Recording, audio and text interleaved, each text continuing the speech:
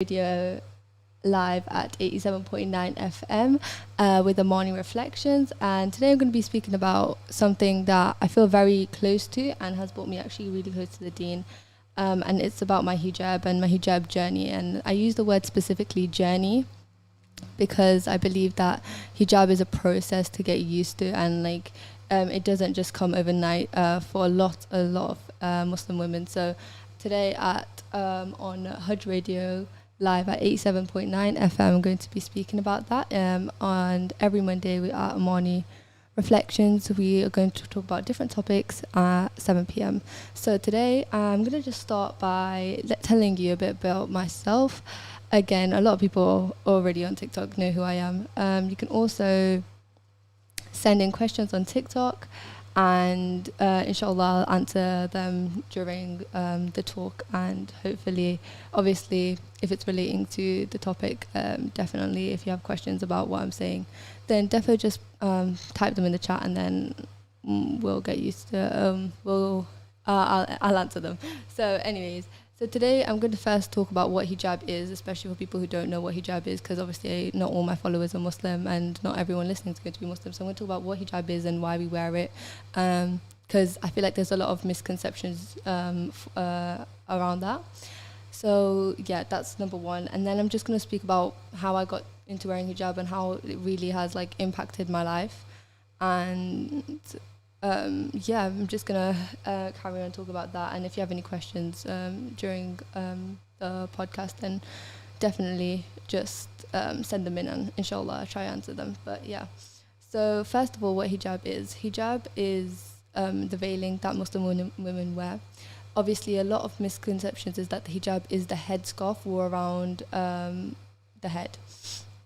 It does not translate for that, but obviously the headscarf is part of the hijab. So what was in the Quran, our holy book, when prescribed to cover ourselves is called the khimar. The khimar is the headscarf. So what women in the olden days, but when the Quran came out, was the khimar. So they used to wear a headdress, but they used to have it behind their shoulders.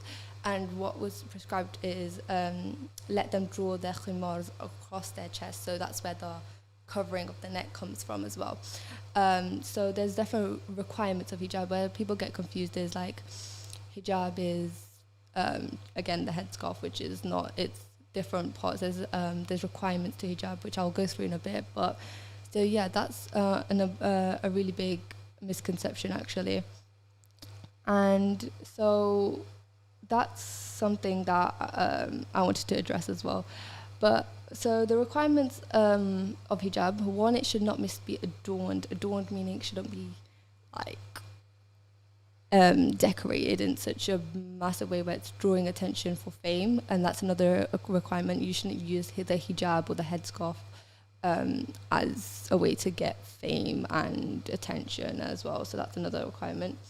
It should obviously cover the whole body. Obviously, depending on your madhab / school of thought, some people believe that it's wajib to cover the face, and that's why you have people who wear the niqab and the burqa. So yeah, they also think it's wajib, which means compulsory to cover the hands as well. Obviously, my school of thought doesn't, because obviously I'm not.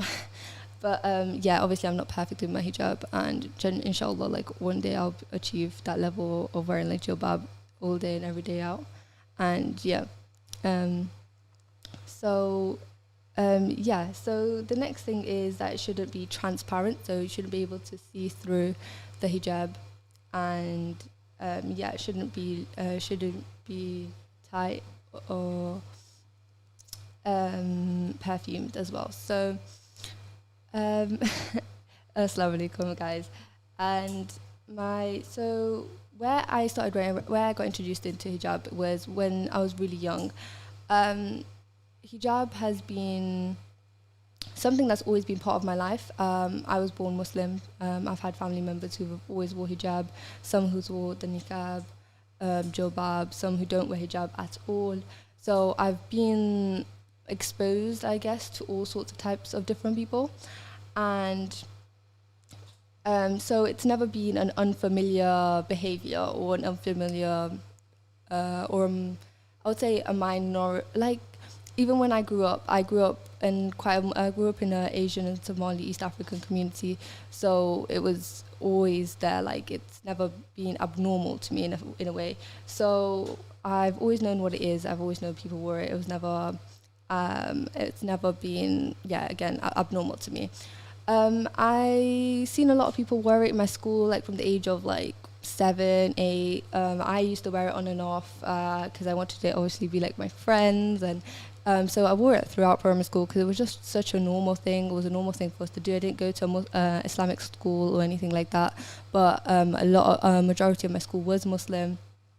I would say about like 98%.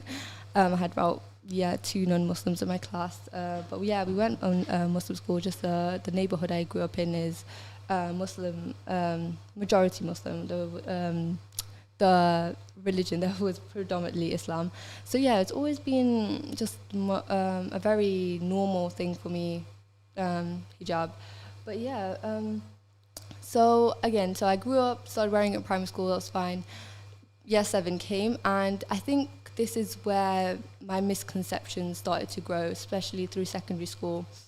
Because obviously, as you're growing up, you're meeting different types of people, and I've grown out of that primary school stage where I also moved to a new neighborhood as well, where it wasn't predominantly Muslim, and it wasn't normal to wear hijab. Like, you were the minority wearing the hijab, and so. So on my first day of school, year 7, obviously it wasn't prescribed for me to wear hijab at the time, so it was fine with my mom and stuff. I didn't wear the hijab, so one day went past, I didn't wear the hijab. Second day, third day, a week, a month, and I just wasn't wearing hijab. I just didn't wear hijab. And then I would say around mid-year 7, my mom was like, okay, it's time for you to start wearing hijab again. Come on, where did it go? So I was like, a bit hesitant to put it on, but I put it on because, again, it was a normal thing for me to wear. My mom didn't wear it full time either, but she just knew. We both knew. Like, I've been to mosque since the age of 5. Knew that it's compulsory for Muslim women to wear the hijab. So yeah, I put it on. And this is what I want to talk about, because obviously now I'm in secondary school. I'm a 12-year-old girl.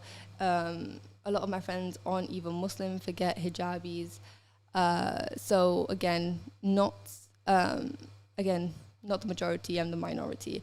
And I thought this stuff like really only happened in movies and stuff, like bullying and stuff like that.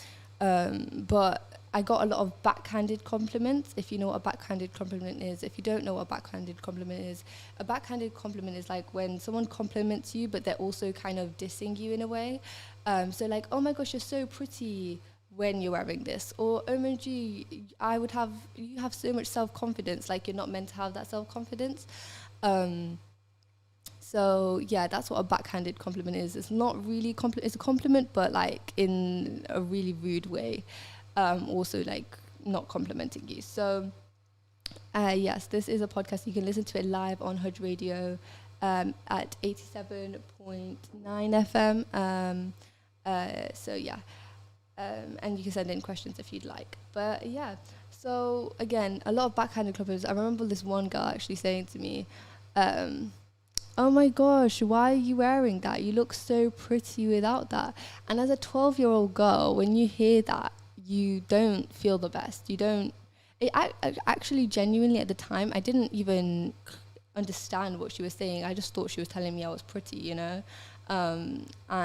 that's where my perception of the hijab was misunderstood. I thought of it as a how do you say, as like a boundary or something that's stopping me from reaching my full potential, instead of a protection, or instead of something that in a positive light. I didn't view it in a positive light, and because of that, like, it really affected my mental health over the years, psychologically, like not literally. Like, you don't realize it until like you step back, and I've now grown up and looked at like where and when these things were said, and my behaviors after you stepped out of it, actually.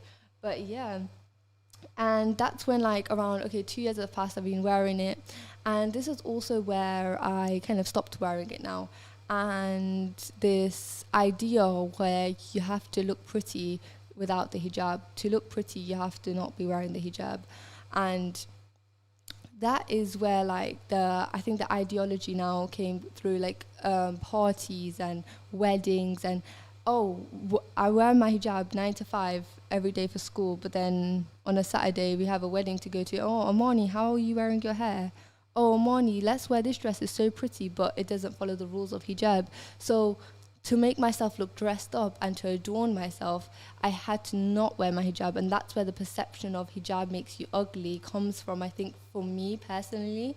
And I think that was really damaging, even though they, like my family and friends, didn't mean for it to be damaging.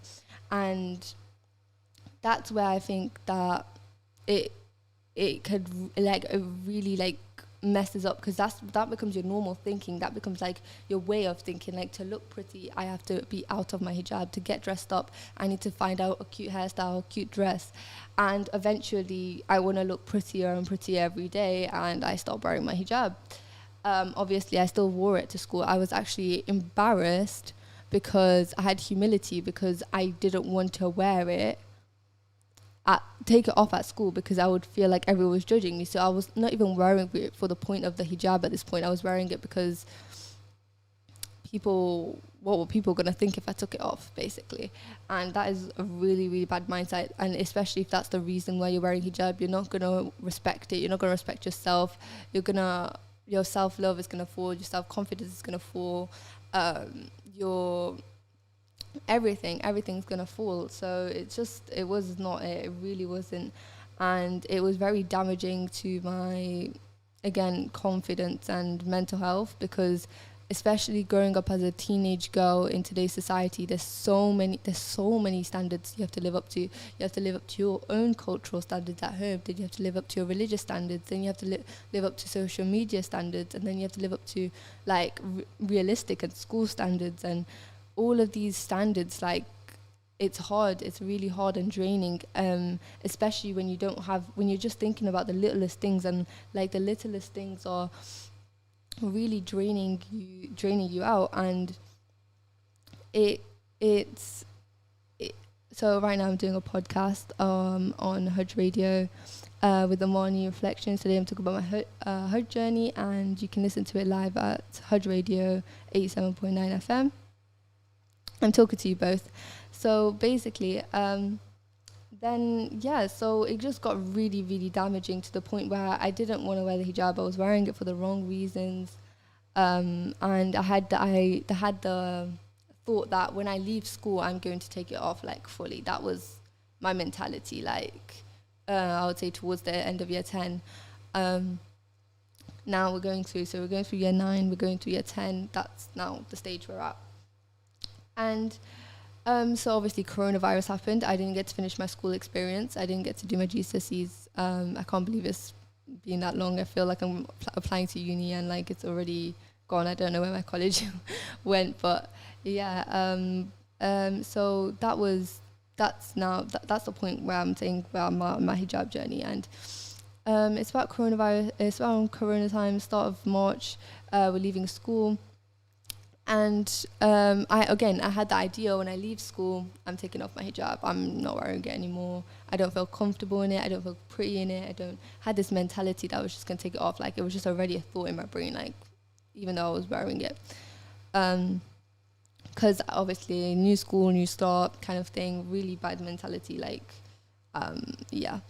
So it was now Ramadan times. I loved that Ramadan in lockdown at home. Me and my mom were talking about it last week, actually. It was very beneficial for me. I think it was beneficial for a lot of us because we had the time to focus on ourselves and the deen solely, because we had nothing else on. And yeah, so specifically, I decided that I was going to tell my mom I don't want to wear hijab anymore this certain day. I just told her, and she was just like, my mom's not hijabi herself, for context actually, but she was kind of disappointed and angry. And you know, when a parent is disappointed in you, you can feel it, and it really hurts. It does hurt. So she kind of got like kind of upset with me, even though she's not a hijabi herself, which people might think is quite hypocritical. But I can't thank my mom enough for this day and the way she reacted, because I wouldn't be here today if she didn't react like that. And if you just said, yeah, it's fine, do what you want, you know, you're a grown girl, do what you want. So alhamdulillah, thank you for my mom for doing that to me, actually. So today, so she goes, so she acts really disappointed to me, and I go to my room, get really upset. Remember, this is Ramadan, so I am in that state of mind where like there's no obviously shayateen like whispering in my ears or stuff like that. So I say I'm very indecisive. If anyone in my life knows me, like I'm the most indecisive person ever. So what I do is normally I sit down at my desk and I write a to-do list, like not to-do list, but like a list of things that is on my mind and why to make decisions. I write pros and cons list basically. So for example, if I was indecisive about picking a certain topic for an essay, I'd write the pros of the topic, like what I can write about, why would it be bad if I wrote, basically. That's what I did for the hijab. So I wrote all the why I didn't want to wear the hijab and why hijab is prescribed. So I spent hours on YouTube watching what the benefits of hijab, what is hijab. And a common denominator for the con that I seen was there was just this big fat con, like this only thing I didn't like was that I felt ugly in hijab. But when you realize beauty is a social construct and beauty is a social standard, then you'll realize that to feel beautiful, you have to feel beautiful. And I didn't feel beautiful in hijab. And I wondered why. Why did I not feel beautiful in hijab? So I took it upon myself, actually, to change. And I don't really make rash decisions. And this decision was rash. It just felt right. I was like, no, I'm going to be a hijabi. Like, no, I'm going to wear full hijab, proper hijab. I'm going to start from now.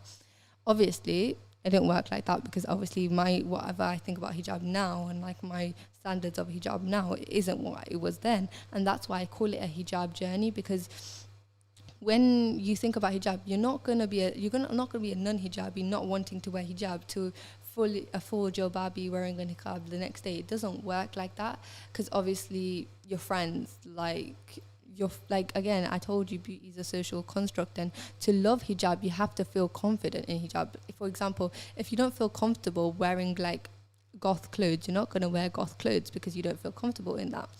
And once you realize that, people, obviously, because there's so much pressure, like I don't feel like people, especially people who are not hijabis, men, women, Muslim women, non-Muslim women, don't understand like the pressure and how abnormal it is, because we do go through struggles and we do go through things. Like it's hard. It's one of the hardest things that I had to persevere through this year, but I did it, and alhamdulillah it was the best thing. And I'll talk about the benefits inshallah later on today, but it has been a really good decision in my life, in my opinion. I wouldn't have changed it for anything, but alhamdulillah. So I decided to wear the hijab, and what happened then is when I started researching hijab, I started to do a different topic, because remember, alhamdulillah, I decided to wear the hijab in the middle of Ramadan, actually. In the middle of Ramadan. And yeah, it is a podcast. You can listen live at Haj Radio 87.9 FM. And it was the best decision of my life, actually. So I know that sounds very exaggerated and like a hyperbole, but genuinely, it's the best decision in my life. Yeah, it is the radio, by the way, guys. Yeah, okay. So again, how it changed me. This is what I'm going to talk about next. How it changed me. The hijab brought me closer to the deen, alhamdulillah. How it did this is, one, when I was going out, the one thing I found that when I wasn't wearing hijab is I lacked in my salah. Salah is, I feel like, one of the, like, people ask, why can I not connect with God? Why do I not feel no connection with God? If you're not, I would say, if you're not praying your 5 times a day, please start with that. Especially like if you're Muslim, please start with praying your 5 times a day, because once you get that constant reminder of God, inshallah, like you'll end up getting closer, because you'll have, so when you sin, right, when you're having that constant reminder of God, you're gonna have that less temptation to sin, because you're gonna feel guilty about um, sinning, because you have that constant reminder of Allah subhanahu wa ta'ala. And that's what that constant reminder of Allah subhanahu wa ta'ala was for me, is my hijab. Because I tend to sin a lot less in my hijab. When I even wasn't a hijabi, when I was in hijab, I would watch my actions a lot more, because remember, hijab isn't just a headscarf. Hijab is your personality, your character, your akhlaq, the way you carry yourself. And you don't feel comfortable, especially when you're in public with your friends, sinning in public, because you're in hijab. You know people are watching you. You're representing the Islam, especially because you know you're representing hijabis. Forget Islam, like hijabis, because remember, when you're representing hijabis, you have a lot of pre-misconceptions when you're meeting a hijabi. Like, not two humans are the same, but I feel like, because hijabis, like, a lot of people, when they've met me, they think, oh, she's going to be like this person I've met before, because, oh, I've seen this person wearing hijab. So I have a lot of misconceptions. They'll be like, oh, you like anime, oh, you like this, because because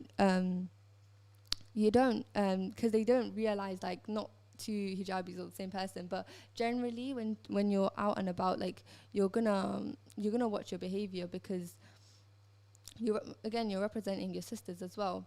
So again, that helped me to sin a lot less and cut down the little sins that we don't realize that actually cause the biggest sin, biggest amount of sins, because we do them so many times, the little ones, over and over. So yeah, alhamdulillah, and that helped me to stop that. It also helped me to stop praying my salah, because I didn't feel like I needed to change out my outfit. I could just pray in my outfit that I was wearing as well. So I didn't have to carry like an abaya or a scarf in my bag, and it helped me pray my 5 times a day, alhamdulillah, which was really good. And yeah, so that was it's also a constant reminder of God. So that really, really helped me. Also, just wanting to, and then I started TikTok. So TikTok helped me as well, because obviously TikTok, there was a lot of hijabis and a lot of what we call Muslim TikTok. Of course, you guys already know that. And for the people who don't know what I'm talking about, is basically there's a community on TikTok, which obviously TikTok's algorithm puts a lot of people's who post the same content in kind of the same like algorithm, and then you can see their videos, and they see your videos, and you meet mutual friends. And obviously through that, I've met loads of different types of people, and alhamdulillah, they've also helped me gain knowledge and provide knowledge actually to you lot. So alhamdulillah, that was really good. That was really good. And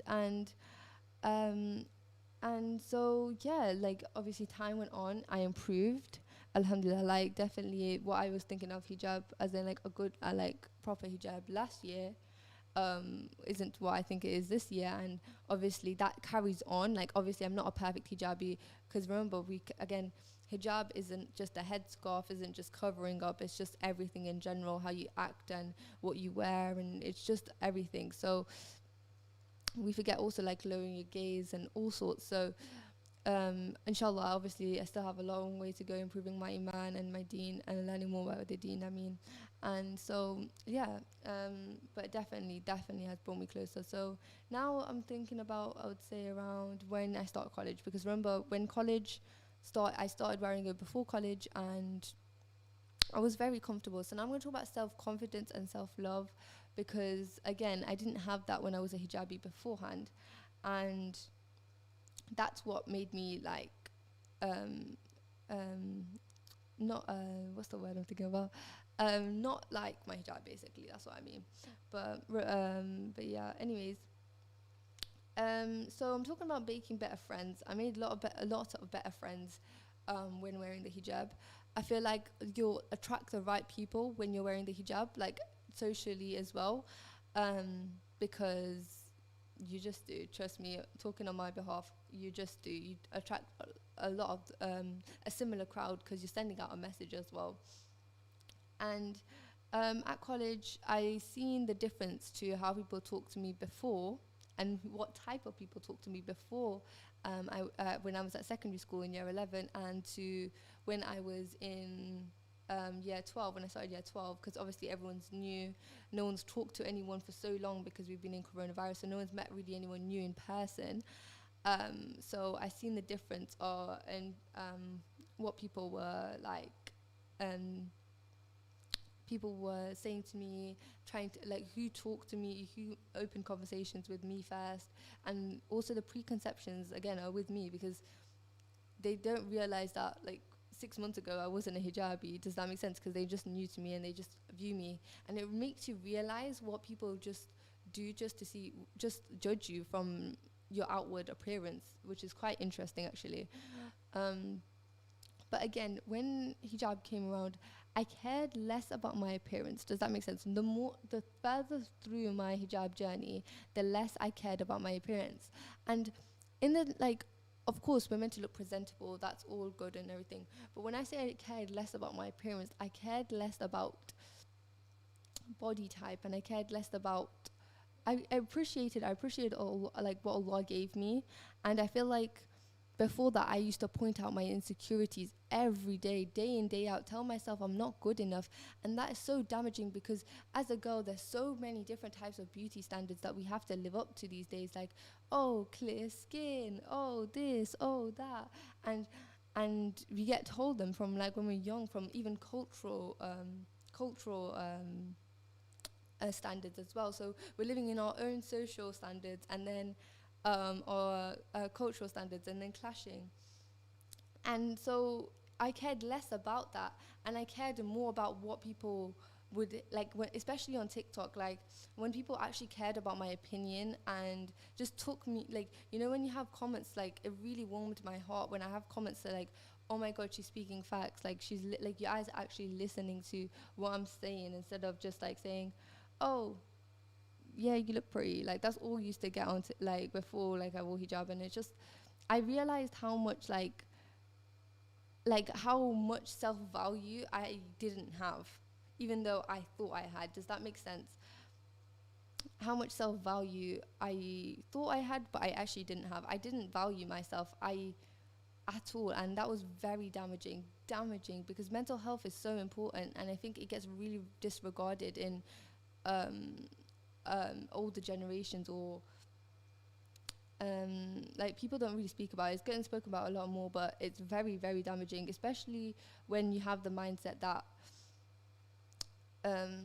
like, you can just fix it or just go away, or if you don't even realize that you're damaging your mental health, that's when it gets damaging. Does that make sense? Because when you're telling yourself you're ugly every day, but you don't even realize that you're doing it, and that's damaging, that is really dangerous.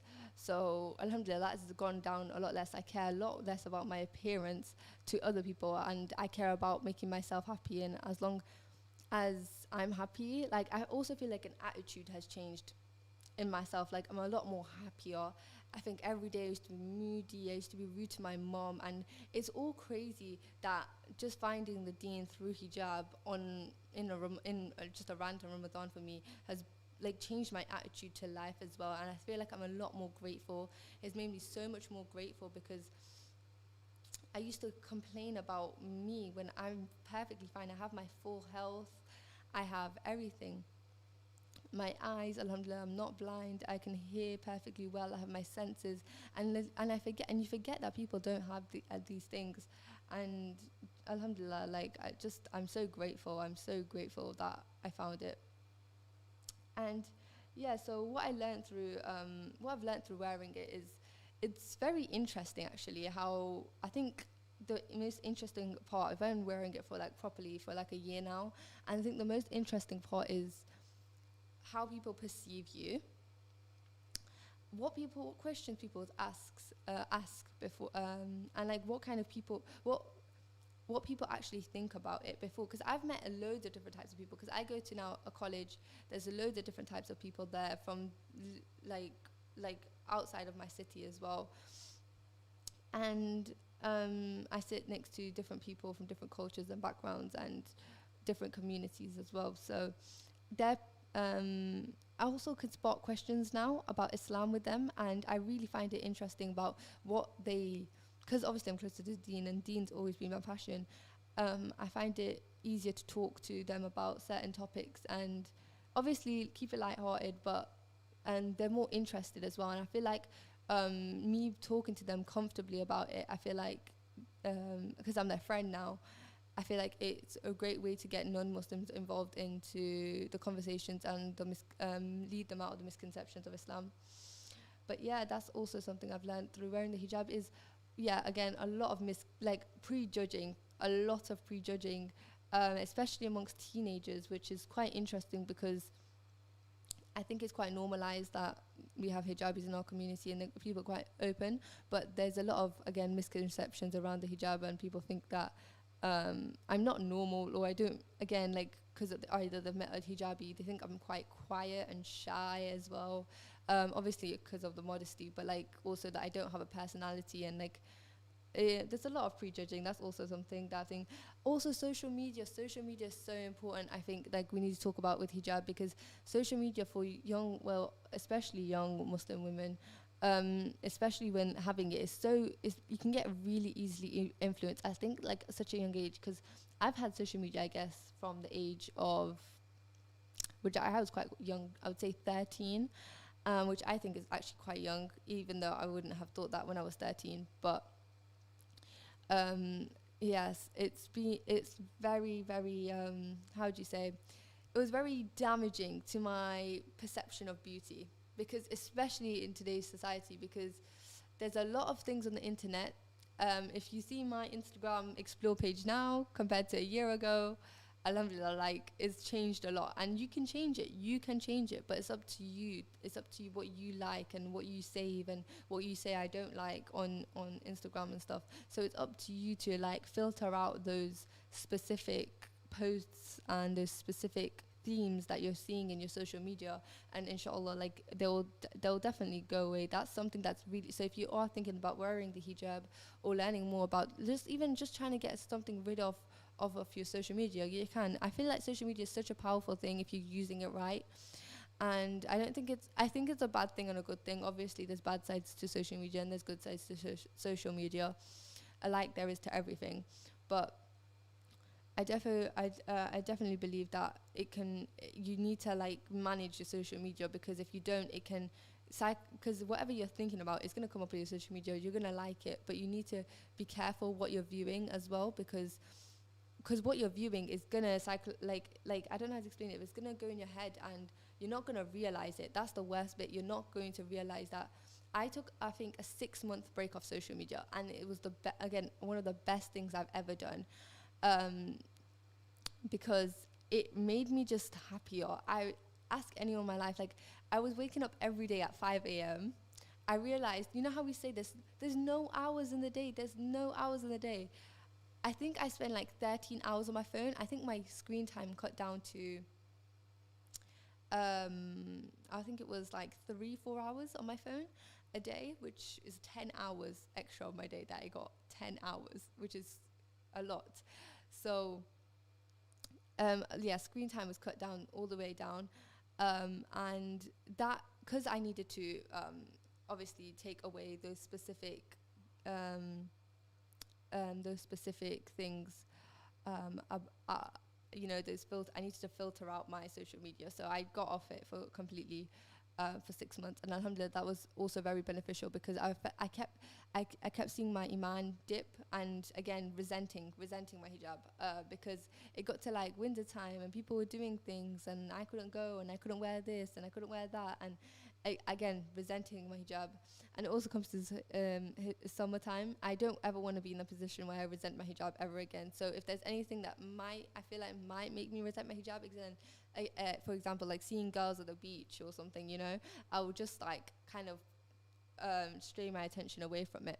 So yeah, alhamdulillah, so social media has a very big impact even if you don't realize it. So just try to actually think about what you're looking at on social media, and genuinely it could be like the simplest post, like I don't even know, like Instagram's post or something, like a meme page, or it could be just very harmless, but just keep track of what you're watching, because it will develop the way you think. It will 100% develop, especially like a lot of like the UK social media scene. It's very, very toxic. Like, it's very toxic, as we all know. So just be careful and just keep looking at what you're viewing on social media. I recommend, because that has benefited me, especially with my hijab journey, because I'm not looking at certain things that would make me resent my hijab before. But yeah. And yeah, in teenagers' life, the benefits of hijab. Okay, this is something that someone has said to me, and a lot of people would say, why do you wear the hijab? Oh, men should just lower their gaze, da, da, da. And this is something that someone has said to me, and it kind of like, I don't know, like, it just kind of made my head like click before when I started wearing hijab. If a policeman, right, criminals, right, they're not meant to commit crimes. We're not meant to commit crimes, but we still have criminals, right? No one's meant to have a gun and no one's meant to shoot, but a policeman will still wear his vest for protection. And I think that's the same idea with hijab. Like, I've come across a lot of things that have made me feel a lot more confident and comfortable in public as well when wearing my hijab, to be honest, genuinely speaking from my experiences at a young girl, and to obviously experience harassment at such a young age, which you don't even realize it is. It can be damaging, because you don't even, like, that's the only thing, is like, we live in a world where we don't even realize it's happening to young girls. And so I think that hijab is also a protection, and I just definitely want to say that, because it really is. But it's in my opinion and in my experience as well, it's definitely a protection. But yeah, I would be very glad to answer any questions that you guys have, because you have been sending in some questions. So yeah, so basically lots of paths, and yeah, so 100% is the way I found my way back to the deen. The hijab definitely helped me start praying my salah. That's what like impacted me. So I started researching hijab, and then I started researching other parts of Islam, whilst then starting praying my salah, which alhamdulillah, which has guided me, especially because it was in Ramadan. I think it was very easy for me to, just because like I was at home, I was in lockdown, I had no one, and I had friends that were Muslim on social media at the time, because of obviously TikTok. And definitely, yeah, so it was great. Great, because you guys probably aren't listening to me through that. Sorry if the audio's been bad. So but yeah, that's pretty much it. Let me just answer your questions. There's nothing in life that's permanent, no worries. Yeah, so just inshallah, I'll see you guys all next week. And I think I'm going to wrap it up there, if you guys don't have any other questions. And yes, it is. And I'm just talking. It's just a podcast with me. But if we wrap it up there, and I see you guys next week, inshallah, on Monday at 7 p.m. on Haj Radio 87.9 FM with Amani's Reflection.